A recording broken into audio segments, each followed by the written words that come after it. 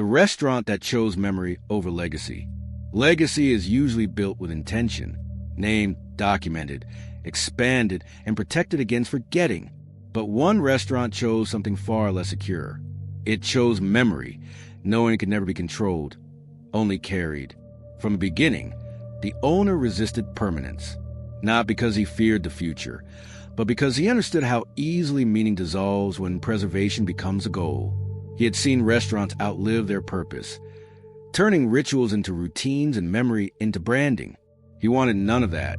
The restaurant was modest, almost deliberately so. No signature dishes, no framed stories on the walls. The menu shifted quietly, responding to seasons, moods, and availability rather than ambition. Nothing was named after anyone. Nothing asked to be remembered explicitly. Guests often struggled to describe what made the place special. That was the point. To understand why this choice mattered, we have to understand how legacy usually works. Legacy freezes moments into symbols. It decides what should be recalled and what can be discarded. Memory does the opposite. It is uneven, emotional, incomplete, and precisely because of that, it stays alive. The owner believed that if the restaurant tried to secure its place in history, it would lose its place in people. So he built it to exist fully in the present. Meals were never rushed, but never framed as events. Regulars returned not for consistency, but familiarity. The room felt known without feeling defined. Guests noticed something unusual over time. Conversations drifted easily. Meals blended into evenings without clear endings. People rarely took photos. They didn't want proof. They wanted continuity. The restaurant did not announce its values. It practiced them quietly. Critics came and left unsure how to position it. There was nothing to elevate into legend, no innovation to crown, no story arc to complete. The restaurant resisted narrative the same way it resisted legacy. But resistance has consequences. As attention grew, so did pressure. Advisors suggested documenting the concept before it disappeared. Friends urged the owner to secure its future. Write the book, establish the name, ensure it would be remembered correctly. They warned that without legacy, everything risked being lost. The owner listened carefully, then chose memory anyway.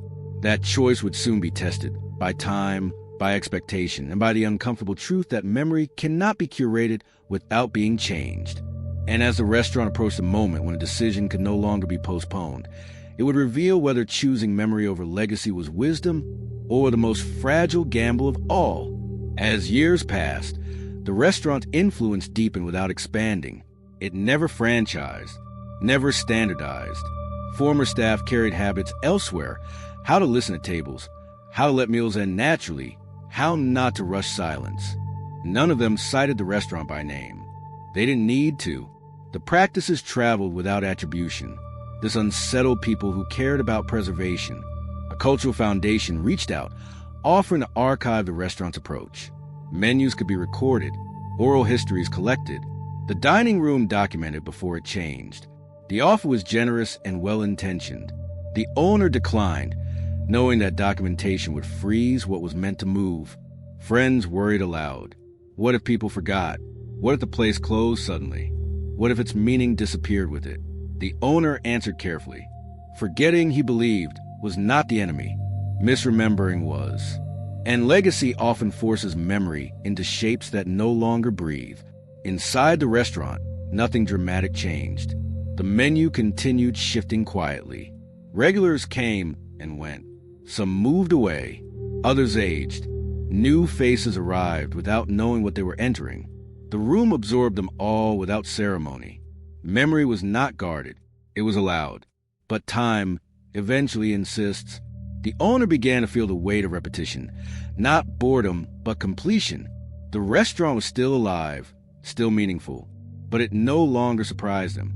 That realization arrived gently, without crisis. He understood that staying open simply to remain present would turn intention into inertia. Closing entered the conversation not as loss, but as honesty. Staff were told early. There was no shock, only reflection. Many had sensed it too. The restaurant had not diminished. It had finished what it came to do. Ending it would not erase its memory. It would protect it from being diluted by routine. News traveled quietly. Regulars were informed one by one. Reactions were restrained, thoughtful. No one asked for a final celebration. No one demanded preservation. They understood that making the ending an event would contradict everything the place had practiced. As the final weeks unfolded, something subtle happened. Meals felt lighter. Conversations lingered with unusual care. Guests seemed aware they were creating memories without trying to. No one rushed to define what the restaurant meant. They simply lived inside it. The conflict was no longer external. It was internal, whether to close while memory was still warm, or to stay open long enough for legacy to begin forming against his will. The decision had already been made.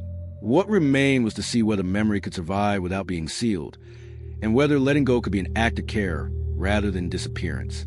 The final weeks unfolded without ceremony. No banners announced an ending. No countdown framed the remaining days.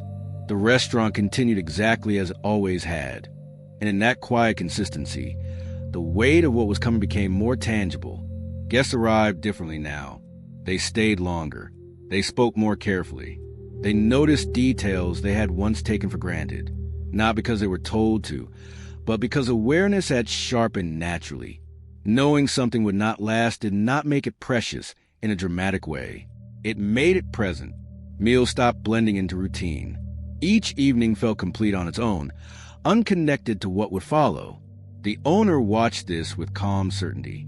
This was what it hoped for, not grief, not nostalgia, but attentiveness. Memory forming in real time, without instruction, without narrative pressure, without anyone trying to capture correctly. Staff felt it too. They moved with unusual gentleness, not out of sadness, but respect. There was no rush to say everything that had gone unsaid. The restaurant had never been a place of declarations. Its meaning lived in habits, not speeches. Ending it did not require explanation. The temptation to document returned quietly. A filmmaker asked to record the final service. A writer requested an interview to capture its philosophy. An institution offered to preserve the space as a cultural artifact. Each request was declined with gratitude, not because the restaurant lacked significance, but because significance did not need containment. Recording the ending would have turned memory into reference. It would have told future viewers how to feel, rather than allowing them to feel something of their own. As the final days narrowed, nothing new was added. No special dishes. No final menu.